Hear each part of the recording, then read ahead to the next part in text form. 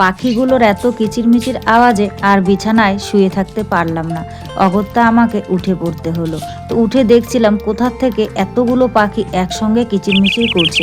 তো চারধারে ঘুরে এই দিকটায় দেখতে পেলাম যে রান্নাঘরের সিলিংয়ের উপর ওরা কিন্তু বাসা করে আছে। ওখানেই দেখো চড়ুই পাখিগুলো, বেশ অনেকগুলো চড়ুই পাখি, শব্দ পেয়ে বেশ কিছু চড়ুই পাখি ওই ফুটোটা দিয়ে উড়ে গেছে। এখনও কিন্তু অনেকগুলো ওখানেই বসে আছে। তো যাই হোক, আমি কিন্তু ঘুম থেকে উঠে সকালবেলাকার বাসি কাজকর্ম করে নিয়েছি। তারপর দেখো ব্রাশ কোলগেট হাতে নিয়ে একদম এই দিকটায় এসেছি। আর আজ চারিদিকের আকাশের পরিস্থিতিটা দেখে তোমরা বুঝতেই পারছো যে আকাশটা কতটা মেঘলা। তবে ভোরের দিকে কিন্তু ছিটে ফোঁটা বৃষ্টি হয়েছে। একদম ছিটে ফোঁটাও বলবো না, আর একদম বেশিও বলবো না, বেশ ভালোই বৃষ্টি হয়েছে আর কি। তো দুদিন ধরে আকাশটা এরকম পরিস্থিতি চলছে। কালকেও তো তোমরা দেখেইছিলে যে কী হারে বৃষ্টি হয়েছিল, তারপর আবার শুকিয়ে গেছে। আজও ভোরের দিকে কিন্তু বৃষ্টি হয়েছে, আবারও মনে হচ্ছে বৃষ্টি হতে পারে। আকাশের চারিদিকের পরিস্থিতি দেখো একদম কিন্তু অন্ধকারাচ্ছন্ন হয়ে আছে। তারপর ওইদিকে কিছুক্ষণ হাঁটাহাঁটি করে ভাই বউয়ের সঙ্গে কিছুক্ষণ কথা বললাম। ও রান্না করছিল আর আমি জানালা দিয়ে কথা বলছিলাম। আসলে আজকে শনিবার তো লাইট চলে যেতে পারে কি, আজ তো মেনটেনেন্স ডে যাবেই। তাছাড়া আজকে আকাশটা একটু খারাপ বলে এখনো পর্যন্ত লাইটটা যায়নি, না হলে অন্যান্য শনিবারে এমন সময় কিন্তু লাইট চলে যায়। তারপর আবার এই দিকটায় এসেছি। এই দিকে এসেও চারধারে আমি তাকিয়ে তাকিয়ে দেখছিলাম, জানো তো। আর ওই আমাদের পাহাড়ের নিচে খানিকটা জায়গা সমান করে ওখানে একটা বাড়ি করেছে। ওই বাড়িতে জানো তো অনেকগুলো মোরগ আছে। ভোরবেলায় করে ভীষণ ডাকে, ভোর থেকে শুরু হয় একদম সকাল পর্যন্ত। তো মোরগের ডাকটা এমনিতে অতটা শোনা যায় না, তো আজ যেহেতু চারিধারে নির্ঝুম ছিল সে কারণেই কিন্তু মোরগের ডাকটা শোনা গেছে। আর মোরগের ডাকটা কিন্তু প্রচুর, মানে ঘর পর্যন্ত শোনা যায়, কিন্তু ক্যামেরা পর্যন্ত ততটা আনতে পারি না, কারণ ওই ভয়েস মিউট করে দিই তো সে কারণে। তারপর এখানে ব্রাশটা কমপ্লিট করে নিয়ে আমি কিন্তু মুখ টুক ধুয়ে নিয়েছি। মুখ টুক ধুয়ে সোজা চলে এসেছি ঘরে এসে এখন জল খেতে গেছি, দেখি বোতলে জল ফুরিয়ে গেছে। আর ফিল্টারেও দেখো জল প্রায় শেষের দিকে। আসলে কি বলো তো, ওই জলের পাইপে তেমন করে জল আসছে না, মাঝখানে মোটর দিয়েও নেওয়া হয়েছিল। তো মোটরের জল না ট্যাঙ্কি থেকে ওঠে, তো ওগুলো আর খাওয়ার জন্য ব্যবহার করি না, তাই খাওয়ার জলটা কিন্তু একদমই শর্ট পড়ে গেছে। তো নিচে দেখলাম একটা বোতল এখনও ভর্তি আছে। তো ভাবছি যেহেতু একদমই জল নেই, তাই ওই এক বোতল জল ঢেলে দিই, এটা ফিল্টার হয়ে গেলে কিছুটা খাবার জল বেরোবে। ঢেলে দিলাম, আর বোতলটার থেকে এখন কিন্তু আমি জল খেয়ে নিচ্ছি। আর এদিকে আমার জল খেতে খেতে দেখো আমার মেয়েও কিন্তু ঘুম থেকে উঠে পড়েছে। তারপর সোজা রান্নাঘরে এলাম। রান্নাঘরে এসে চা বানিয়ে নিয়েছি। চা বানিয়ে আমি কিন্তু এখন চাটা খেতে খেতে বাইরে চলে এসেছি, কারণ এখানে বেশ কয়েকটা ছাগল এসেছিল, ওই আমার গাছগুলো খেয়ে দেবে, তাই তাড়িয়ে দিলাম। তো যাই হোক, সারাদিন ধরে তো এই ভিডিওর মাধ্যমে তোমাদের সঙ্গে অনেক গল্প হবে, কথা হবে। চলো আগে নিজের পরিচয়টা দিয়ে নিই। শুভ সকাল আমার প্রিয় বন্ধুরা, সকলে কেমন আছো? আশা করছি যে যেখান থেকে আমার এই ভিডিওটি দেখছো সকলে ভালো আছো, সুস্থ আছো। আর আমরাও খুব ভালো আছি। অরুণাচল প্রদেশের এই ছোট্ট পাহাড়ি গ্রাম থেকে আমি মামনি সংসারের আরও একটি নতুন ব্লগে তোমাদের সবাইকে স্বাগত জানিয়ে, তোমাদের সবাইকে সাথে নিয়ে আজকের ব্লগটি শুরু করে দিয়েছি।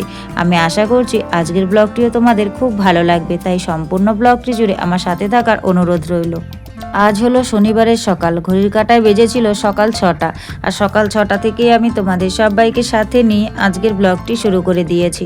যারা নতুন এসেছো, আমার ব্লগটি যদি ভালো লাগে প্লিজ একটি লাইক করে চ্যানেলটি সাবস্ক্রাইব করে আমার পাশে থেকো। আর যারা আগের থেকেই আমার পাশে আছো তাদেরকে আমার অসংখ্য ধন্যবাদ, আর আমার মন থেকে অনেক অনেক অনেক ভালোবাসা।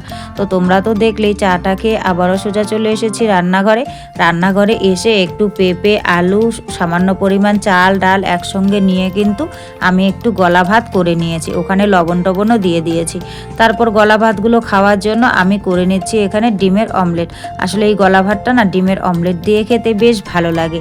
আর বেশ কিছুদিন থেকে তো এটা ওটা খাবার মানে হচ্ছে, তো আজকে ভাবলাম তেমন কিছু নেই, তো ভাতটা তার করবো না, গলা ভাতই করি। আর মেয়েও বলেছিল খাবে, সে কারণেই কিন্তু গলা ভাতই করেছি। তবে ভাতটা কিন্তু একটু পাতলাই করেছি, কারণ গাঢ় ভাত খেতে মেয়ে ভালোবাসে না, একটু পাতলাটা খেতে বেশ ভালোবাসে, সে কারণে একটু পাতলা করেছি। তারপর দেখো থালায় কিন্তু ভাত বেড়ে নিচ্ছি, কারণ মেয়েকে খাওয়াবো আর থালার মধ্যে একটু বেশি করেই বাড়ছি, কারণ মেয়েকে খাইয়ে আমিও খেয়ে নেব। আমারও খিদে পেয়ে গেছে, আসলে এই ভাতটা খেতে ভালোবাসি তো, তাই দেখে আর লোভ সামলাতে পারলাম না, মেয়েকে খাইয়েই আমি খেয়ে নেব। তারপর মেয়েকে খাইয়ে দাইয়ে রেডি সেডি করিয়ে একদম স্কুলে পাঠিয়ে দিয়েছি, আর আমিও কিন্তু খেয়ে নিয়েছি। বাসন কটাও মেজে নিয়েছি, মেজে টেজে নিয়ে এখন ভাবছি যে না, বিছানাটা গুছিয়ে নিই। আর আজ আকাশটা খারাপ বলেই হয়তো এখনো পর্যন্ত লাইটটা যায়নি, জানো তো। তো ভাবছি বিছানাপত্রটা গুছিয়ে রান্নাবান্নাটা কমপ্লিট করব। ভেবেছিলাম যে লাইট গিয়ে আসলে তারপর রান্না করব, আর যদি না আসে তাহলে উনুন তো আছে, উনুনে রান্না করব। তো দেখি আজ আর লাইনটা যায়নি। আসলে ওই যে আকাশটা খারাপ, আকাশ খারাপ থাকলে লাইনটা খুব কম পরিমাণে যায়, কারণ ওই আকাশ খারাপ থাকলে ওরা তো কাজ করতে পারে না বৃষ্টি বাদলের দিনে, সে কারণেই হচ্ছে হয়তো লাইনটা যায়নি। আর আকাশটা খারাপ, দু এক ফোঁটা কিন্তু ছিটে ফোঁটা বৃষ্টিও পড়ছে, তবে খুব বেশি পড়ছে না, ওই দু এক ফোঁটা ছিটে ফোঁটাই পড়ছে। তো যাই হোক, বিছানাটাকে সুন্দর করে গুছিয়ে নিলাম, এখন মশারিটাকে গোছাচ্ছি। জানো তো, গরম এখনো পর্যন্ত পড়েনি, তবুও কিন্তু এখন থেকে একটা দুটো মশা বের হওয়া শুরু হয়ে গেছে। জানি না কেন এত তাড়াতাড়ি এবছর মশা বের হচ্ছে। ঘরদোর পরিষ্কার পরিচ্ছন্ন রাখি, তারপরেও কিছু বুঝতে পারছি না। জানলা দরজাও খুলে রাখি, ঘরদোর তো আমার অন্ধকার থাকে না, তারপরেও এখন থেকে কেন জানি না মশার উপদ্রব বেড়ে গেছে। তো যাই হোক, বিছানাপত্র তো গুছিয়ে নিয়েছি, তো ভাবছি যে ঘরদোরগুলো কেন এভাবে ফেলে রাখবো, ঘরদোরগুলো সুন্দর করে ঝাঁটফাট দিয়ে নিই। কত সকালবেলায় ঝাড় দিয়েছি, তারপর তো অনেকটা সময় পেরিয়ে গেছে, আর এগুলো কাজকর্মগুলো করেছি, ধুলোবালি হয়েছে, তাই কিন্তু ভিতরের ঘরটা সুন্দর করে আমি আগে চৌকির নিচটি ঝাঁটফাট দিয়ে নিলাম। তবে আজকে মনে হচ্ছে না ঘর মোছা হবে, কারণ জলের খুব ক্রাইসিস চলছে। ঘর মুছতে গেলে তো আর মানে অল্প একটু জলে হয় না। ভাবছি ভালো করে ঝাড় দিয়ে যদি রাখা যায় তাহলে আর ঘরটা মুছবো না। তবে দেখো, ঝাড় দিতে গেলে কত হারে ধুলো বেরোয়, যখনই ঝাড় দিই তখনই এতগুলো করে ধুলো বেরোয়। জানি না কেন আমার ঘর থেকেই এরকম হয় নাকি সবার ঘরে হয় বুঝতে পারি না।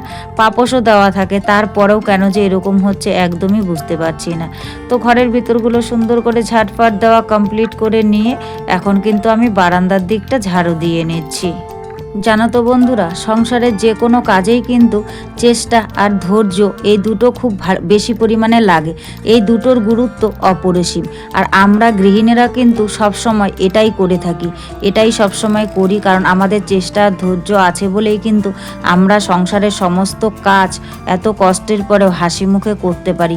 আমাদের কোনো ক্লান্তিও ফিল হয় না, আমাদের কোনো পরিশ্রমও লাগে না। সুন্দর কিন্তু সন্তানের মুখের দিকে তাকিয়ে, স্বামীর মুখের দিকে তাকিয়ে, সংসারের মুখের দিকে তাকিয়ে সমস্ত কাজ অসুস্থ শরীরেও কিন্তু করে থাকি। এটাই হচ্ছে আমরা গৃহিণী, জানো তো। তো যাই হোক, ঘরদোর পরিষ্কার পরিচ্ছন্ন করে নিয়েছি, আর ওইদিকে দেখো উনুনে বসিয়ে দিয়েছি গরম জল। একটুখানি গরম জল হয়ে গেলে তারপর কিন্তু আমি রান্নাটা চাপাবো। আমি কিন্তু ওখানে উনুন ধরিয়ে দিয়েছি। আর তারপর দেখি চালের হাঁড়িটা একটুখানি খালি হয়েছে, ভাবছি যে বস্তায় চালটা আছে ঢেলে দিই, দেখতে বাজে লাগছে। তবুও পুরোপুরি চালটা ঢালতে পারলাম না, আবার একটুখানি রয়ে গেল, সেটাকে ভাঁজ করে রেখে দিলাম। রেখে টেকে দিয়ে গরম জল নামিয়ে আমি কিন্তু ভাত বসিয়ে দিয়েছি। ভাত বসিয়ে দিয়ে এসে এই যে মেয়ের খেলনাগুলো গোটাচ্ছি। আসলে এরা প্রতিদিনই এরকমই করে, জানো তো। ওই যে বললাম না, ধৈর্য আর ধৈর্যের গুরুত্ব কিন্তু অপরিসীম। দেখো কতটা ধৈর্য, বারবার ওরা খেলে এইভাবেই রেখে দেয়, আর বারবার কিন্তু এভাবেই গুছিয়ে আমাকে রাখতে হয়। কিন্তু কিছু করার নাই, ওই যে করতেই হবে, বাচ্চারা তো এইভাবে করবে। তাই হচ্ছে খেলনাগুলোকে এখন সুন্দর করে গুছিয়ে নিলাম, গুছিয়ে এবার হচ্ছে ওই পাটিটাকে টান টান করে রেখে দিলাম। রেখে দিয়ে তারপর রান্নাবান্নার পর যে ডাস্টবিনটা ছিল সেটাও ফেলে দিয়ে এলাম। আর চারিদিকের পরিবেশটা দেখো, রোদ উঠেনি।